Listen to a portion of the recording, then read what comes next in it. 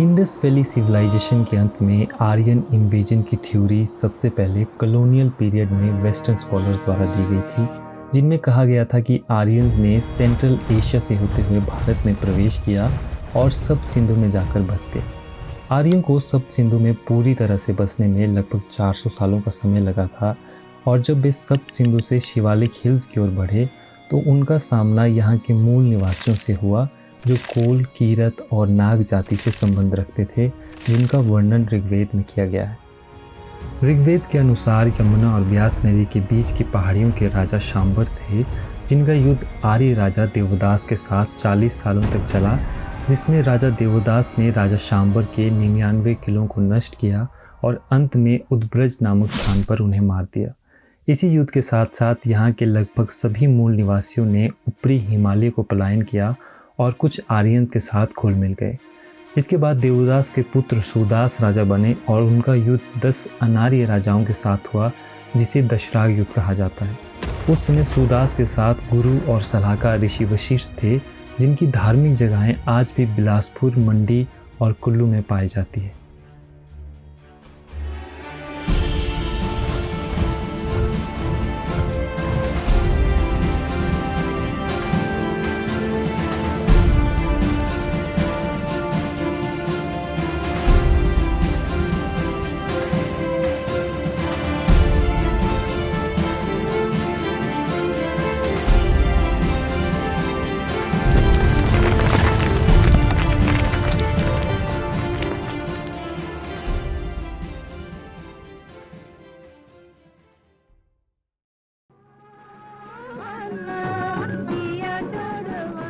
हिमाचल प्रदेश का प्राचीन और मध्यकालीन इतिहास बहुत ही सीमित मात्रा में उपलब्ध है, जिसका लगभग 90% भाग लुप्त हो गया है।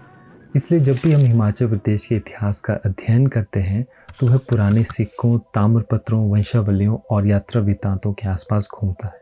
फॉर एग्जाम्पल, भूरी सिंह और स्टेट म्यूजियम शिमला में इंडो ग्रीक्स, अपोलोडोट्स, औदुंबर, त्रिगर्त, कुलुत और कुनिंद के सिक्कों को रखा गया है, जिनमें से ज़्यादातर सिक्के 1974 में स्टेट म्यूजियम के बनने के बाद मिले हैं, और ये सिक्के हिमाचल के इतिहास के कई अनआंसर्ड क्वेश्चन का जवाब देते हैं। दूसरा मुख्य स्रोत है यहाँ की वंशावलियाँ और यहाँ के यात्रा वृत्तांत।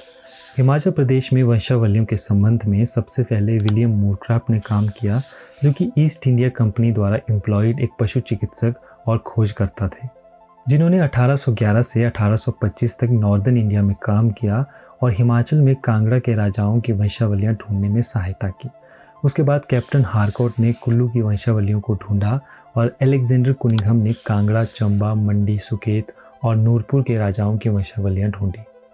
इसके साथ साथ क्लॉडियस टॉलमी ने अपने ट्रैवलॉग में कुनिंद रियासत का वर्णन किया है, और चाइनीज़ ट्रैवलर हायंग सांग ने कुल्लू और त्रिगर्त का, और ब्रिटिश ट्रैवलर्स ने भी अपने ट्रैवलॉग्स में हिमाचल के बारे में लिखा है, जैसे Thomas Coryat, William Finch, William Moorcroft और मेजर आर्चर।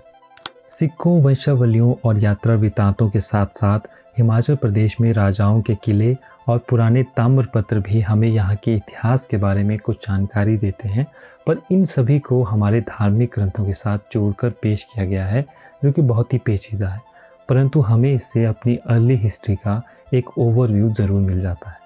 हम सभी जानते हैं कि पुराने समय में स्टोन टूल्स का यूज़ किया जाता था, इसलिए उस पीरियड को स्टोन एज कहा जाता है, जिसे कि 3 भागों में डिवाइड किया गया है। इसमें पहली है पैलियोलिथिक या ओल्ड स्टोन एज, दूसरी है मेसोलिथिक एज और तीसरी है न्यूलिथिक एज। इस पीरियड के अवशेष हिमाचल में सबसे पहले ओलोफ प्रूफर को 1951 में नालागढ़ में मिले थे। इसके बाद बीबी लाल को 1955 में और डॉक्टर जीसी महापात्रा को गुलेर, देहरा और सुकेती में 1974 में मिले थे, जो कि स्टेट म्यूजियम शिमला में उपलब्ध है। ऐसा माना जाता है कि न्यूलिथिक एज में इंडस वैली सिविलाइजेशन के समय हिमाचल में 5 प्रमुख मूल जनजातियां थीं।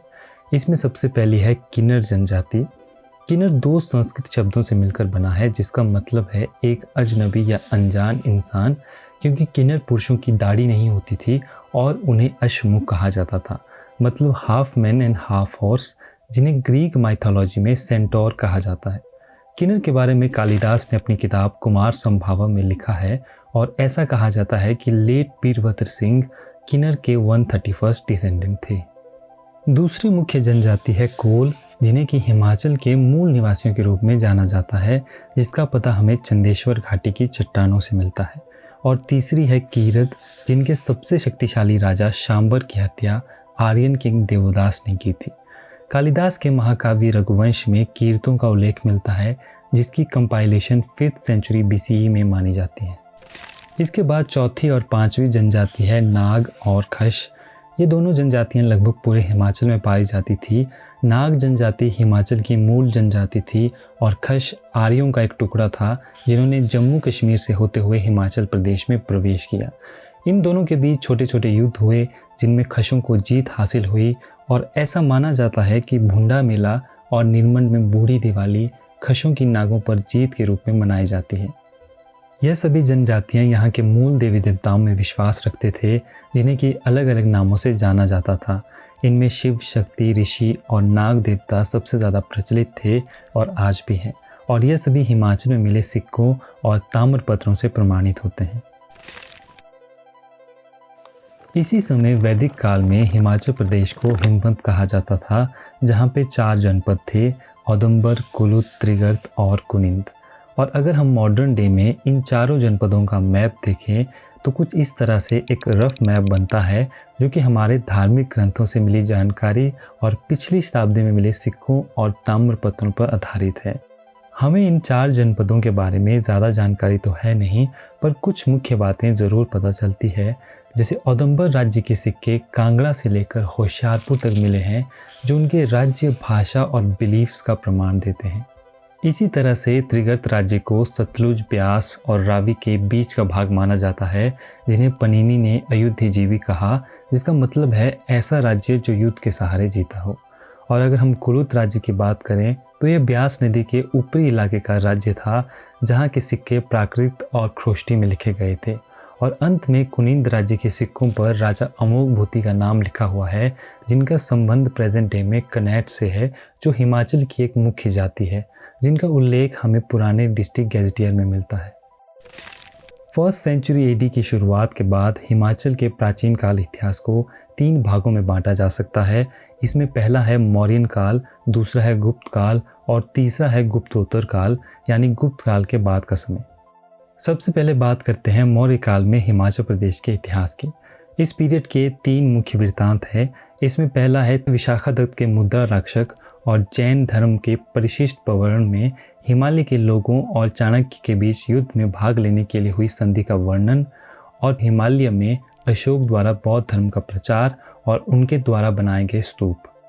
इसके साथ साथ कांगड़ा और शिमला में शुंग और कुषाण डायनेस्टी के कॉइन्स भी मिले हैं, जो पहाड़ी क्षेत्रों के साथ उनके संबंधों का प्रमाण है। मौर्य काल के बाद गुप्त काल में समुद्रगुप्त ने 340 ईस्वी में पहाड़ी राज्यों पर जीत हासिल की। गुप्त काल में हिंदू धर्म का प्रचार और अनेक मंदिरों का निर्माण पहाड़ी क्षेत्रों में हुआ, पर 6th सेंचुरी के आते आते तक हुनों ने गुप्त डायनेस्टी को कमज़ोर कर दिया था और उसके बाद हर्षवर्धन का शासनकाल सेंट्रल इंडिया पर हुआ। और इस समय चाइनीज़ ट्रैवलर हाइंग सांग ने भी पहाड़ी राज्यों में यात्रा की, जिसके बारे में उन्होंने अपनी किताब सी यूकी में लिखा है।